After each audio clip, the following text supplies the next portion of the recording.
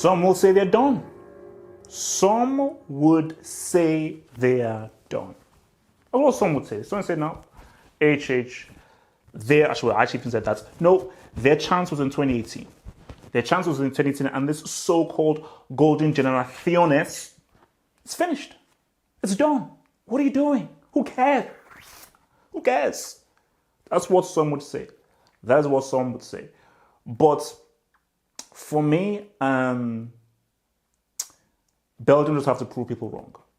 And yes, we're on that watch. Yes, we're on that watch. As I said, this is Hazard's last chance. This is Hazard's last chance. This is Hazard has to evoke his inner MJ. This is his last chance. This is his last opportunity, and it starts now. It starts now. Belgium, what's it called? Are there 7, 8 games? Who knows how many games there are? You have to win all these games. You've got to win all these freaking games for you to say what's up. 7 games, 7 wins. 7 games, 7 wins. And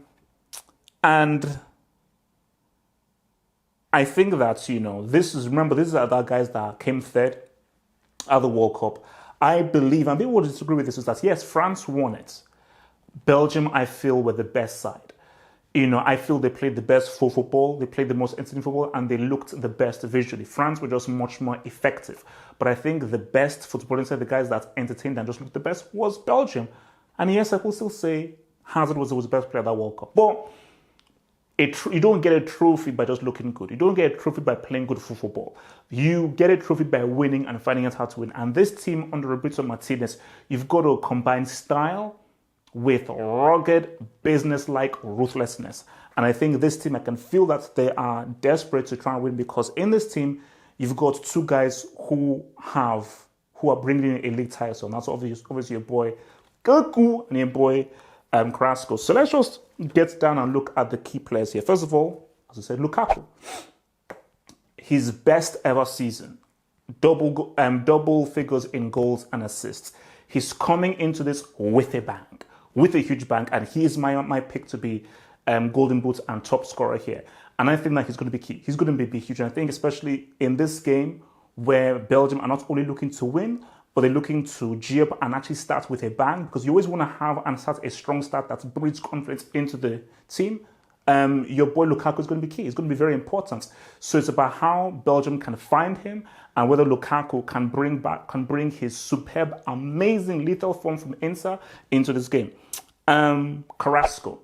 I think that Carrasco was superb. A lot of people would say Cannibal Suarez was Atletico Madrid's best player. He was their top scorer, but their best player was Carrasco. This guy was money. This guy was clutch. And this guy's... Because I was worried about Carrasco, because I thought that when he went over to China to get the bag, a huge, amazing bag, I thought, okay, this guy's finished. I may have to make him sideburn and see what's up to those polar bears in Class A. But Carrasco said, chill out, relax, keep the induction to yourself. I'm going to come back and give that wasabi. And he did. He said, what's up? And I think that, for me, he's going to be one of Belgium's most important players, because he is the initiator. He is the creator. He's a guy that can make things happen, especially in tough, tight games. And you're looking for somebody to make space, to create space, to force the issue, to create the issue, to say what's up, to open things up, to unlock the key, to break open that door that refuses to become ajar. This is the guy that I believe may have the keys and the code to crack it open. Alderweireld. Looking at Belgium's squad, I have questions about this defense. Meunier has fallen by the wayside. Is the Tongan what he used to be? The Vermaelen coming from Vissel Kobe in Japan. I didn't even know that the guy actually still played football. So that leaves Toby Alderweireld. Obviously, he knows that you've got one of, in my opinion, the current best keeper in the world in Kota behind you. But Alderweireld, you've got to be able to say what's up yourself. You've got to be able to say, you know what? I can live, I can say what's up, I can ride, I can be that dude. Because people will now look for you to control the defense, marshal the defense, and be the captain of that defense to ensure that they are watertight, because this could be the Achilles heel that could scupper out Belgium's chance from winning this trophy. Eden. Bro, Aiden, man, this is it, bro. I am here. I might be your only supporter. I might be your only solitary supporter. You've been insulted, you've been abused, and the kinds of despicable things that people have thrown away have made me throw up in my mouth. It's been sickening. It's been disgusting. It's been revolting. But it is what it is. It's how people are. But Hazard, it is what it is. That's why the wayside, you've got to show up. You've got to say what's up, and you've got to rise to the challenge. You've got to rise to the challenge and show people why you are that dude. You've got to show people why you cannot be messed with and why you are still money. And especially in a game like this, you want to start well. Ball, do your thing, open things up, look good, and be that guy that Belgium can look to try and illuminate things. Because I know you can, but it has to start with this game.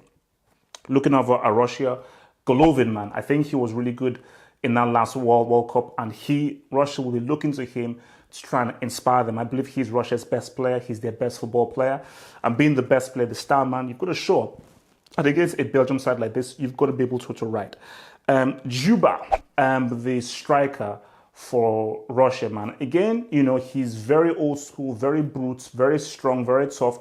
And I do feel that if Russia are going to try and get something into this, I think how Juba is able to bully a Vertonghen, a Vermaelen, or an Alderweireld is going to be very key, because Russia do have a chance if they can exploit a questionable Belgian defense, and Juba is going to be key for that.